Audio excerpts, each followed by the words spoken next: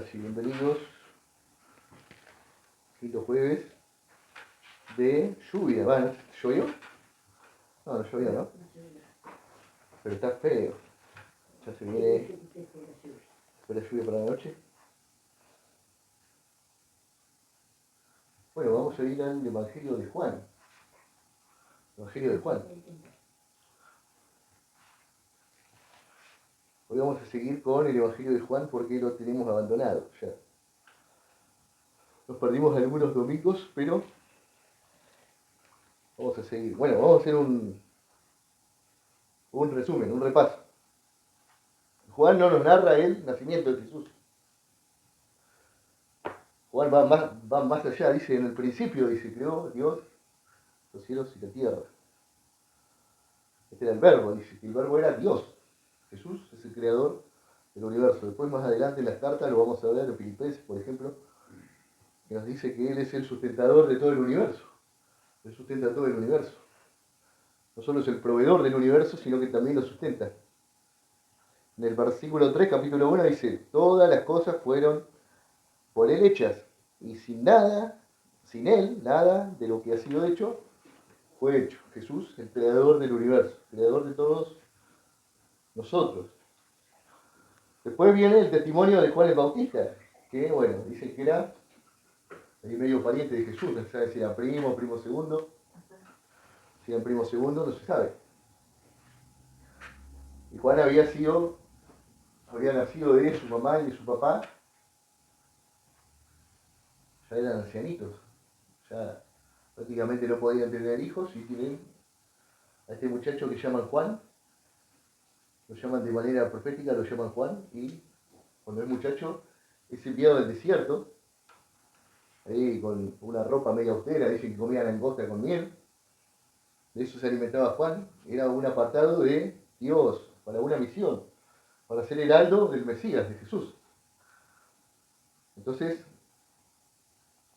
el apóstol Juan nos narra que a Juan se le dio una señal, cuando vean una paloma arriba de ese hombre, ese es el Hijo de Dios. Juan no nos narra detalladamente el bautismo de Jesús. No tenemos acá prácticamente el bautismo de Jesús. Se nos dice que él lo reconoce como el Cordero de Dios y hay una escena muy parecida al bautismo. Lo que no tenemos tampoco en Juan es cuando el Espíritu Santo lo lleva al desierto al Señor, que está 40 días y 40 noches sin comida ni bebida. Se la pasa en oración. Acá no está, en Juan no está. Juan es el único libro que no tiene la narración de Jesús en el desierto, cuando es tentado por el diablo. Ya directamente acá Jesús, no se sabe cuánto tiempo pasa desde que empieza a narrar Juan, cuántos años pasan, cuántos meses, pasan, hasta que Jesús recluta, vamos a decirlo de esta manera, a los primeros discípulos. Esto lo vamos a ver en el versículo 35. Bien, hay momentos en la vida que realmente lo cambian todo. No siempre son ruidosos ni espectaculares. A veces comienzan con una simple invitación. Vení a ver, vení a ver. Eso es lo que vamos a estar compartiendo hoy. Juan capítulo 1, en el versículo 35. Vamos a leer hasta el 42.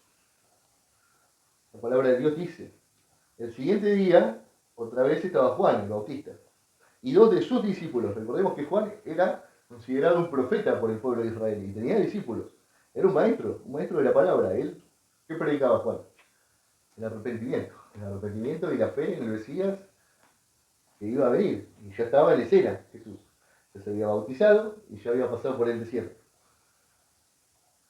Versículo 36 dice, y mirando a Jesús que andaba por allí, dijo, he aquí el Cordero de Dios. Nuevamente lo reconoce como ese Cordero pascual, sacrificial, que nos envió el Señor. Verso 37. Le oyeron hablar los dos discípulos y siguieron a Jesús. Y volviéndose Jesús y viendo que le seguían, les dijo, ¿qué buscáis? Claro, imagínense que uno va caminando por la calle y lo persiguen dos personas. Por supuesto, yo me voy a dar vuelta y me voy a decir, ¿qué necesita? Le voy a decir. Ellos le dijeron, Rabí, que traducido es maestro. Miren cómo lo reconocen como maestro. Y le preguntan, ¿dónde moras? les dijo, venid y ved, vengan a ver.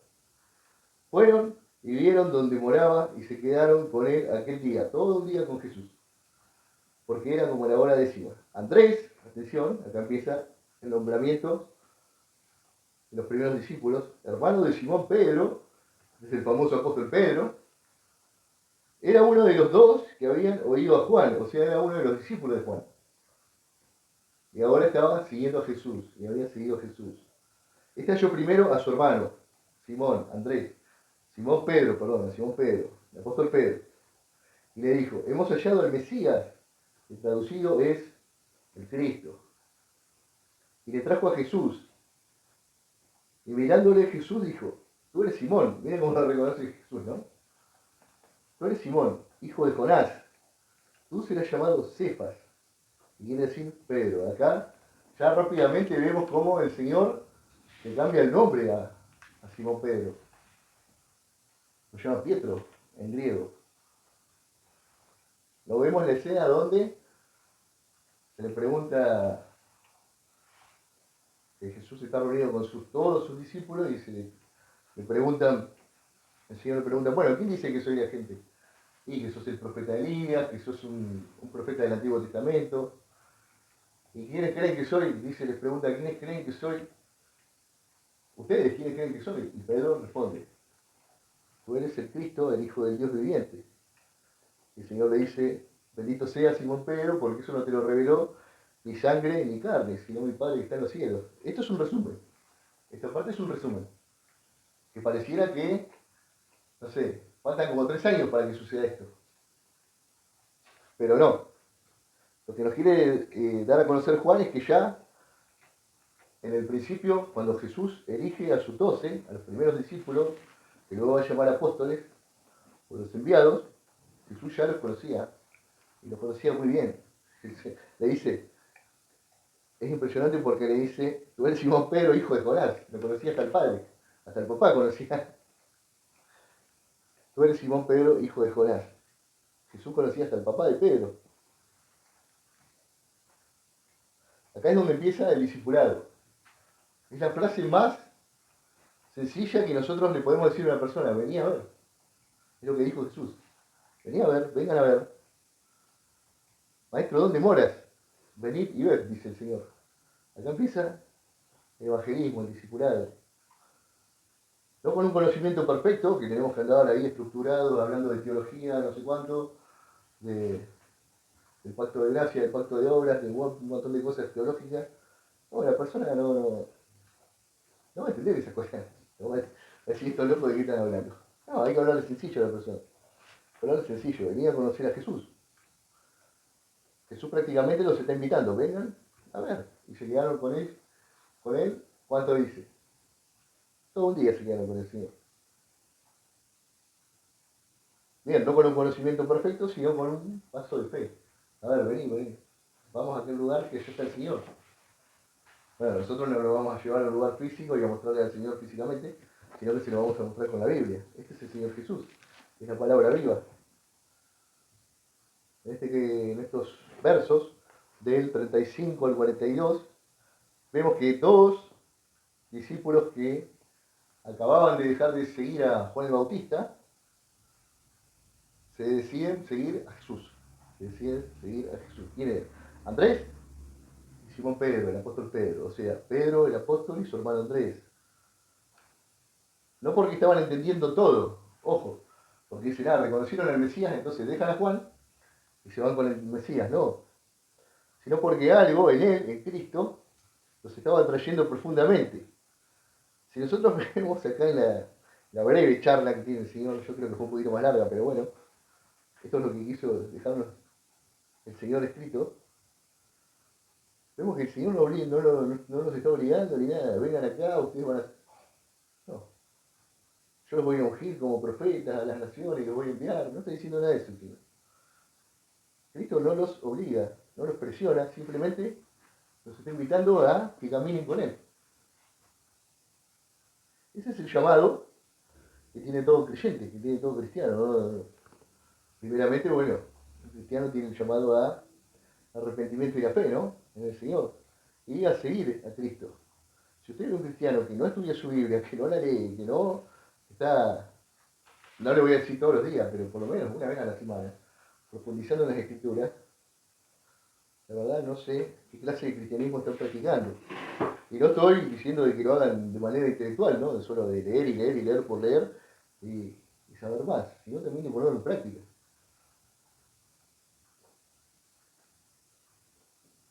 Todo esto sigue siendo cierto hasta el día de hoy. Jesús no está buscando admiradores, personas que digan, wow, Jesús era el mejor, Jesús hacía milagros, Jesús. Está buscando seguidores, no es lo mismo. Y no es lo mismo que los seguidores que me siguen ahí a los youtubers, tampoco. Eso es un chupamedia. No es lo mismo.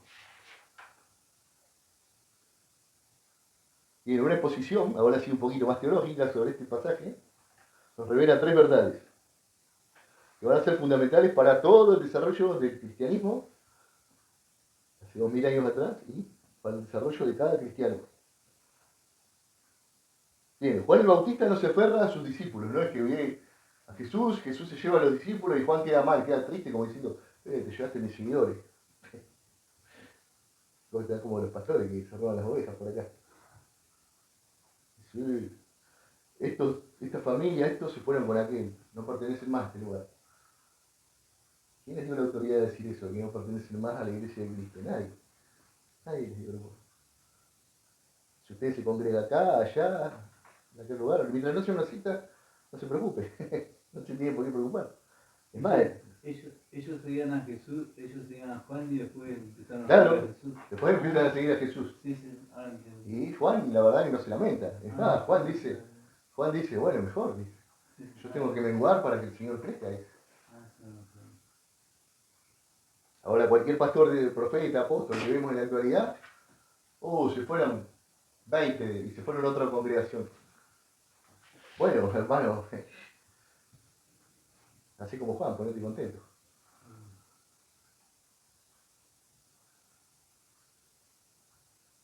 Entonces, ¿qué hace Juan? Nos dirige. Cuando él dice el Cordero de Dios, esa es una frase muy importante en toda la palabra de Dios, ¿no? En toda la Biblia. Acá está el Cordero de Dios, que quita el pecado del mundo. No soy yo, dice Juan, yo no soy el Elías que había de venir, no soy el Cristo, no soy nadie. Ahí viene el Cordero de Dios que quita el pecado del mundo. Prácticamente los está dirigiendo a sus discípulos a Jesús. Vayan con él es el Cordero de Dios. Esto nos muestra que el verdadero ministerio no centra a las personas en el hombre. Nadie. Cualquier, bueno, sí, le podemos decir líder, para no nombrar, ¿no? Pastor, todo eso.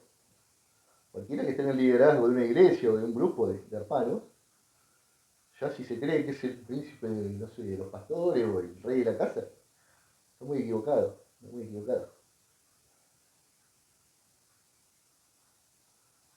Juan cumple su propósito. Ya está, terminé. Vayan y síganlo a él, dice. Yo tenía que anunciar que venía el Mesías, que venía el Cristo. Yo terminé mi propósito. Hasta acá llegué yo. Después voy a tener que hacer otras cosas, dice. Nosotros sabemos que Juan después denuncia, ¿no?, a Herodes, que era un tetrarca, que no era ni siquiera judío, que estaba haciendo un montón de locuras, y Juan es muerto por decapitación, le cortan la cabeza con una espada. Listo, entonces Juan cumple acá, hasta acá, con el Señor Jesucristo. Yo ya cumplí mi propósito, dice. Y ahora tengo que disminuir yo para que crezca el Señor. Esto lo podemos ver en el capítulo 3. Juan 3, versículo 30.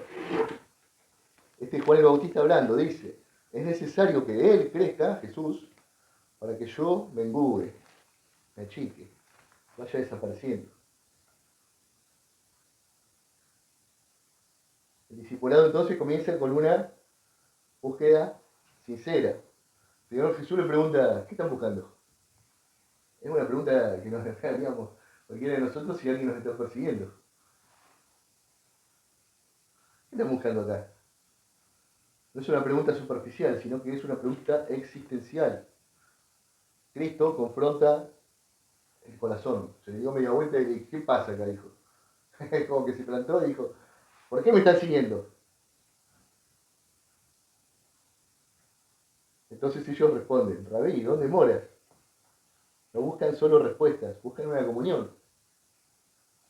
Pues si no le hubiesen preguntado, ¿vos sos Jesús? Es verdad que, por ejemplo, ¿no estuviste 40 días y 40 noches en el desierto? ¿Fuiste tentado por Satanás? No, le preguntan, ¿dónde estás viviendo? Le dicen. Es muy lindo esto porque no buscan estar con él. Jesús responde, vengan a ver, vengan a ver, dice, venid y ved. Aquí vemos la esencia de todo discipulado. Estar con Jesús antes de hacer algo para Él. Siempre tenemos que dedicarnos a la lectura, a la oración, a la práctica congregacional. ¿Qué más?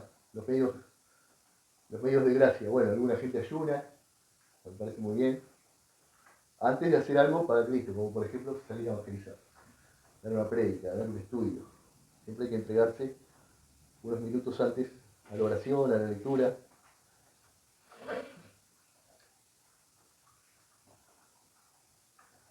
Entonces, este encuentro con Jesús va a producir transformación y nos va a dar una misión. Andrés encuentra a su hermano Simón y le dice, hemos hallado al Mesías. ¿Se imaginan en esa época qué locura? Porque ellos estaban esperando al Mesías. Ya Juan estaba dando indicios de que el Mesías venía, la profecía de Malaquías se estaba cumpliendo en Juan. Imagínense, ahí Pedro, que nosotros conocemos a Pedro por todo lo que está escrito sobre Pedro y lo que Pedro escribió sobre él. Era bastante temperamental, ¿no? Era como así como medio chispita, explotaba enseguida. Yo siempre me pregunté, ¿por qué Pedro no le habrá retrucado a su hermano Andrés? Le habrá dicho, no te creo, Andrés, no te creo nada, salí acá. Pero no, esto implica que hay una autoridad divina al mencionar a Cristo y hay una transformación de identidad. Cristo no solamente salva, sino que redefine quiénes somos. Hemos sellado al Mesías, dice Andrés, un hombre común y corriente, un pescador de Galilea. Se lo dice a otro muchacho que era común y corriente, otro pescador de Galilea. No están hablando dos religiosos, no están hablando dos políticos, no están hablando dos personas con plata. Están hablando dos pescadores del mar de Galilea. Hemos sellado al Mesías y van y quieren estar con él, enseguida, automáticamente. Automáticamente. A ver, después vemos que todos los apóstoles, los 12, ¿no? Van a hacer un montón de macanas, van a tropezar, van a caer en pecado, ¿no? Bueno, Judas va a traicionar al Señor, Pedro lo va a negar 3 veces, el mismo Pedro, que acá en este momento está como wow, anonadado. Vino el Mesías, bueno, vamos a ver dónde vive, dice. Vamos a ver dónde está. En el Antiguo Testamento, por ejemplo, en Isaías 53, vemos esta relación con lo que dice Juan el Bautista, el Cordero de Dios, ¿no? Juan Isaías, sí, Juan 1:36 dice, y mirando Jesús, andaba por allí, dijo, he aquí el Cordero de Dios. Y en Isaías 53, versículo 7, la palabra de Dios dice, como Cordero fue llevado al matadero, como Cordero fue llevado al matadero. Este es el Cordero que Dios el Padre iba a proveer para el sacrificio perfecto.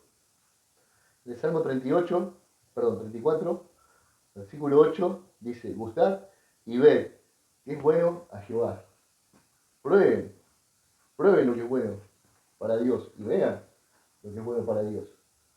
Nosotros gracias a la ley sabemos que es bueno y que es malo. Pablo dice, yo no hubiera conocido qué es la codicia si la ley me dice, no codiciarás. Entonces, todo el mundo sabe que matar está mal. ¿Y por qué la gente hoy se mata? Hablábamos del suicidio. Según la psicología, la persona que está ya por tomar la decisión de quitarse la vida es un cobarde. ya no quiere saber más con el sufrimiento, pero no sabe que va a dejar a un sinfín de personas mal. Yo siempre digo, a ver, yo conozco casos que amigos, bueno, también familiares, ¿no? Que encontramos a, no sé, a Juan muerto, colgado del techo, decían. A mí me impresionaba, porque si iba a pasar algo así en mi entorno más cercano, sería algo insoportable, ¿no? Sería algo terrible, porque si viene una enfermedad y pasa la enfermedad, y bueno, nosotros vemos que la persona ya está, se tiene que morir. Es otra cosa, pero de repente así que se quite la vida y nadie sabía nada, es terrible, es terrible. Y esa persona va a abrir los ojos en el infierno, lamentablemente. Porque el mandamiento de no matarás sigue estando vigente.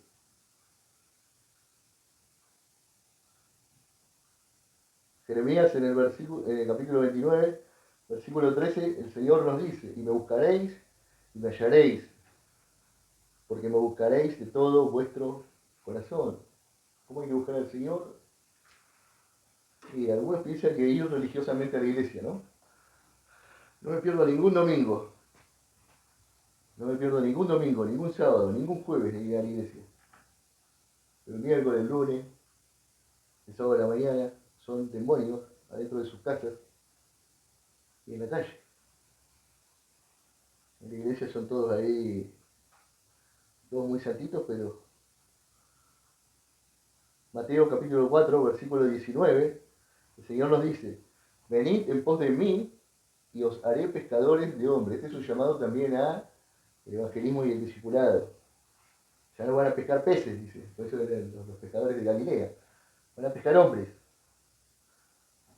En este mismo Evangelio de Juan, pero en el capítulo 6, versículo 37, el Señor dice, como decía hoy el hermano Fernando Rivera, al que a mí viene, no le echo fuera. Esto tendría que llamarnos la atención, porque nosotros a veces ponemos el freno o ponemos un palito en la rueda para que la persona no conozca al Señor. Pero no es que le decimos, no, el Evangelio no es para vos, sino que con nuestra arrogancia, con nuestra forma de vivir, le negamos el reino de los cielos a la gente.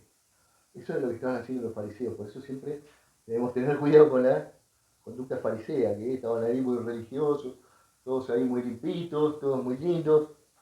Y el Señor Jesucristo le dice, pero ustedes, dice, son como unos sepulcros blanqueados. Dice. O sea, por fuera está todo bien, dice, están todos muy limpios, muy pulcros, pero por adentro están llenos de hueso y podredumbre, ¿no?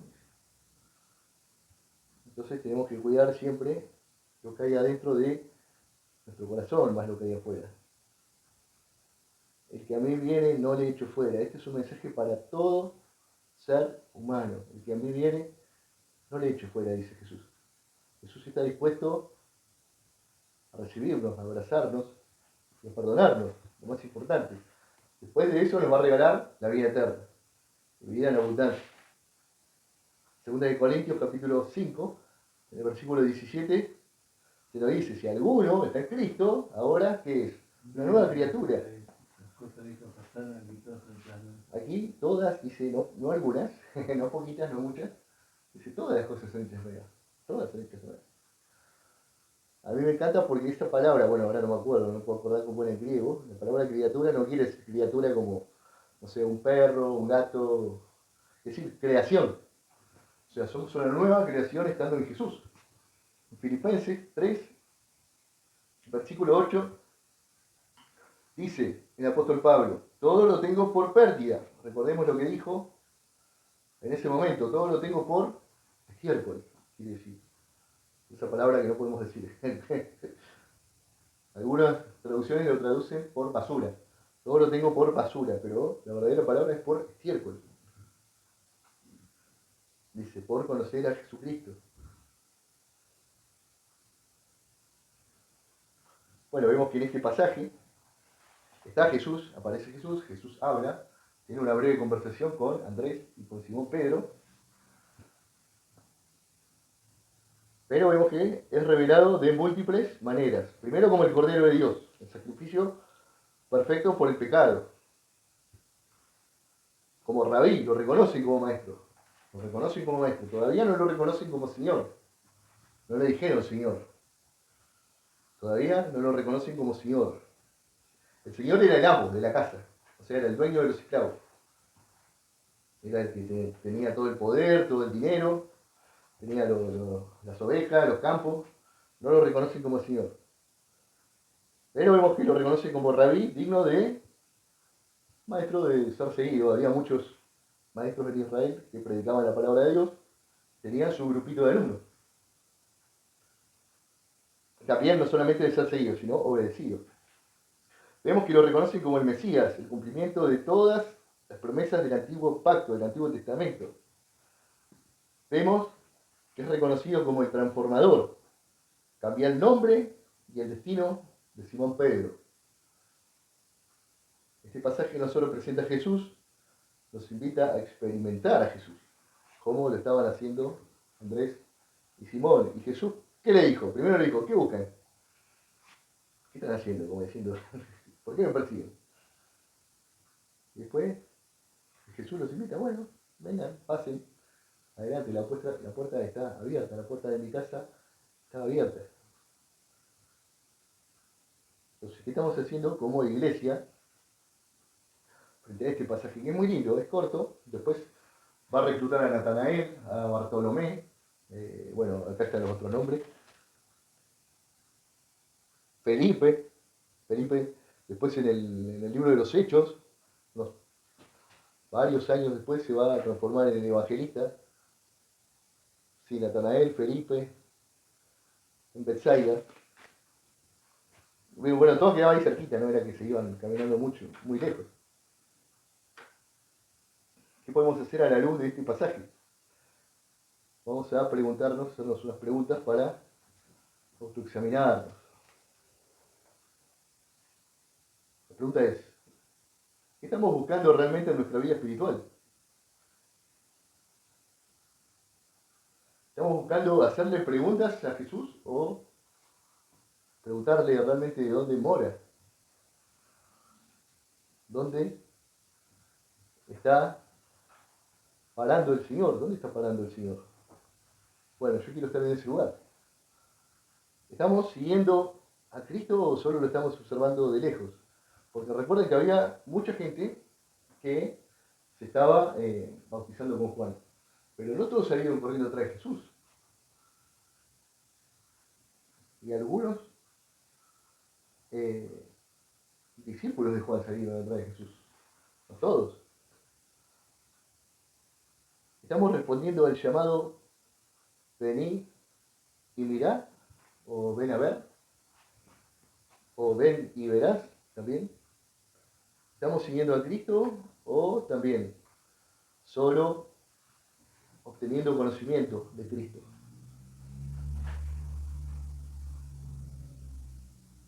¿Tenemos realmente o tuvimos un encuentro personal con Jesús, así como lo tuvieron sus primeros discípulos? ¿Estamos dispuestos a dejar lo que conocemos, todo el conocimiento de este mundo, y seguirlo para conocer la verdad? ¿Nuestra vida está apuntando a Jesús, como lo hizo la vida de Juan el Bautista? Porque Juan el Bautista, si él siguió predicando sobre el arrepentimiento, él siguió, pero ya sus discípulos se lo quitó de encima, vayan con Jesús. Él es el verdadero Mesías. Estamos llevando a otros a Jesús, así como le hizo Andrés, que llevó a su hermano. Es impresionante porque uno dice, bueno, yo conozco a Jesús, conocí a Jesús, soy salvo, soy una persona salva. Ni siquiera el hermano que tiene en su casa le habla de Jesús. Ni siquiera su mamá no le habla a nadie. Andrés fue y llamó a su hermano. Es lindo eso. La gran comisión comienza en la casa. Acá, nuestra casa es nuestra Jerusalén. Es nuestra Jerusalén. ¿Pasamos tiempo con Jesús o solo hablando de Jesús?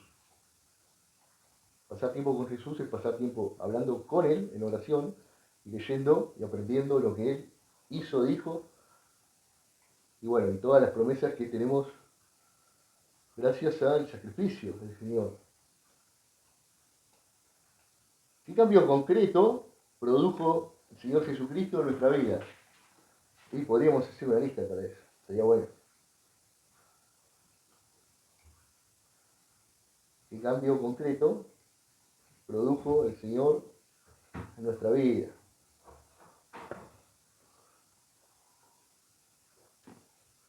Y 10, a ver si cuántas son. 1, 2, 3, 4, 10. 10 aplicaciones para la vida del creyente. Debemos buscar a Cristo con sinceridad, no de manera superficial, no de manera intelectual. Debemos priorizar la comunión con Jesús sobre cualquier actividad religiosa.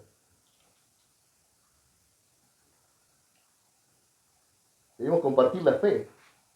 Esto es hacer evangelismo de una manera natural, así como lo hizo Andrés. Llamó a su hermano primero. Debemos aprender a escuchar la voz de Cristo. ¿Cómo hacemos eso? Leyendo lo que está escrito en la Biblia. No hay otra manera. No hay otra manera de recibir revelación del cielo si no es por la Biblia, por la palabra de Dios, inspirada y suficiente, inerrante. No por lo que me dijo, Dios me habló, Dios en sueños me dijo tal cosa, me dijo tal otra, no. Son puras mentiras. Debemos permitir que Dios transforme nuestra identidad. Bueno, nosotros sabemos que de a poquito la va acomodando, ¿no? Porque todavía es un desastre. El Señor la va acomodando de a poquito y nos va llevando a ser un poco mejor. Y no me refiero a ser mejor persona, sino a acercarnos a ser como su Hijo, como Jesús. No debemos aferrarnos, esto es muy importante, lo habíamos hablado al principio, no debemos aferrarnos a personas, a que vemos ahí que está la autoridad, o el apóstol, o el profeta, no. O a los líderes de la iglesia tampoco. A ver, si uno va a respetar al pastor, tiene que tener el mismo respeto por el hermano que recién llega. Esto es así. Después Santiago, el medio hermano de Jesús, lo va a decir en su carta. La carta de Santiago fue escrita más o menos en el 42, 45 después de Cristo, y ya nos está hablando de una comunidad. Es como si estuviéramos acá en nuestra casa y primero entra un pobre, y le digo, no, vos andá allá porque tenés peor olor. Y entra un rico, no, vos sentate acá porque después quiero hacer negocio con vos. No, está mal. Está mal. Si eso es el líder, no es un buen líder. No debemos aferrarnos a los líderes religiosos. Debemos querer y respetar a las autoridades, sí, pero como a todos. Como el pastor o a la persona que anda por la calle. Debemos invitar a otros a venir y a ver. A venir y a ver. En lugar de andar debatiendo ahí, yo tengo la razón. Bueno, yo te comentaba, yo estuve cuánto tiempo, no me acuerdo cuánto tiempo estuve con los muchachos mormones, tratando de predicar el evangelio. Y bueno, ellos creen en eso. Creen en eso. Listo.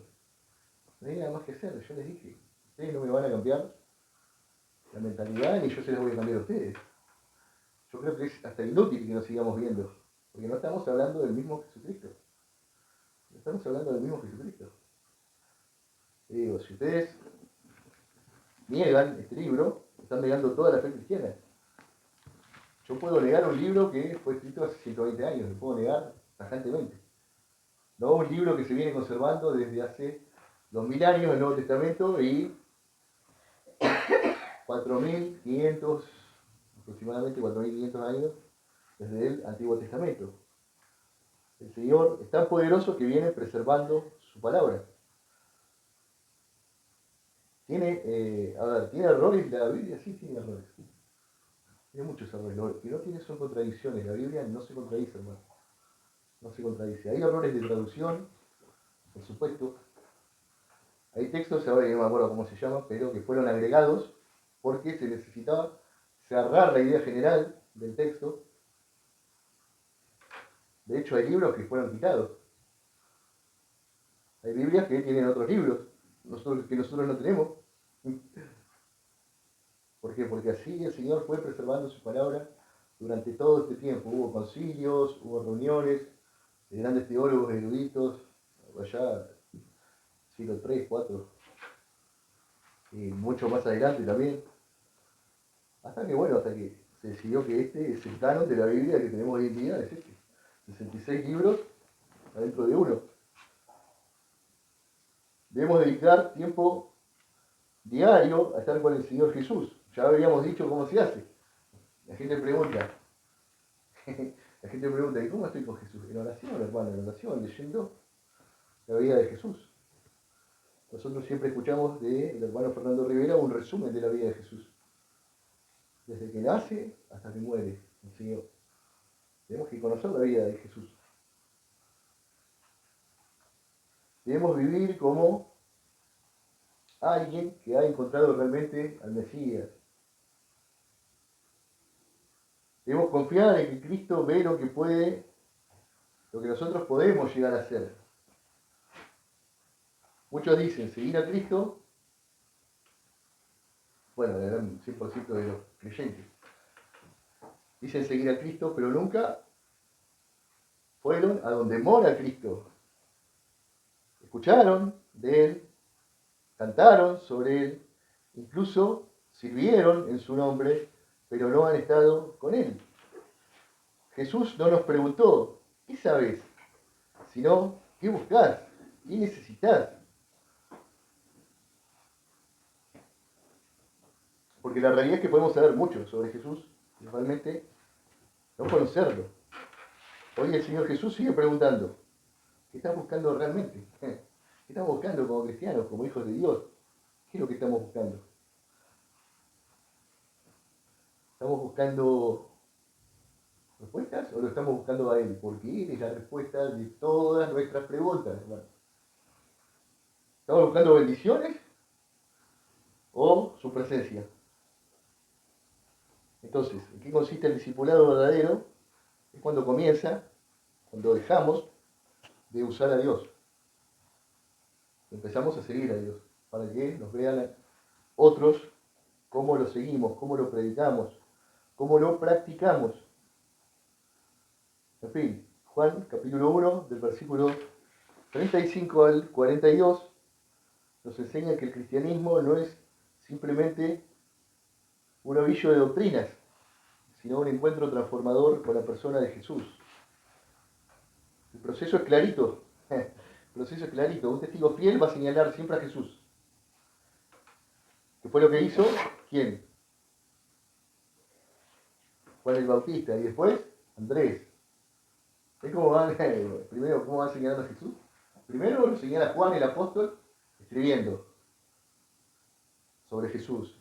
En el principio era el verbo, y el verbo era con Dios, y el verbo era Dios, dice Juan el apóstol. Después aparece Juan el Bautista, y dice, aquel es el Cordero de Dios. Yo no soy nada. Y después viene Andrés y le dice a su hermano, hemos encontrado al Mesías. Entonces, todo testigo fiel de Cristo va a señalar siempre a Cristo. Un corazón sincero lo va a buscar. Un encuentro real nos va y nos tiene que transformar. Una vida nueva lo va a anunciar. Cuando nosotros tenemos vida nueva en Cristo Jesús, anunciamos este mensaje de salvación que es el Evangelio. Cristo sigue llamando, sigue recibiendo y sigue transformando. Él sigue diciendo, vení a mí, que yo no te voy a echar afuera. Vení a mí, que yo no te voy a echar afuera. Pero vení en arrepentimiento y fe. Vení confiando que yo te puedo limpiar de todos tus pecados. Vení creyendo en mí. El Evangelio no es solo algo que se cree, es alguien, es Jesús, a quien se sigue y se cree. Nosotros le podemos decir a una persona, ven o vení, aunque no entiendas todo acerca de la Biblia, que no entiendas nada de la Biblia. Vení, aunque tu fe sea pequeña, aunque todavía el Señor no haya depositado el don de la fe en tu corazón. Vení, aunque tu corazón esté cansado, triste, y tan agobiado que ya no quiere latir más. Porque Él, Jesús, no rechaza al que se acerca, ni ignora al que lo busca. Hay un lugar junto a Él, una voz que te llama por tu nombre, y hay un propósito, que aún no lo descubriste. Todavía no se te dio a conocer. Tal vez hoy sea ese día.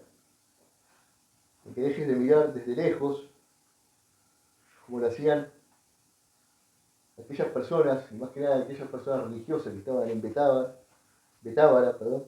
ahí a orillas del río Jordán, y realmente comiences a caminar con Él, y que les pueda decir a otras personas, hemos encontrado el Mesías, y ojalá el Señor Jesucristo te responda, vení y mira. Amén.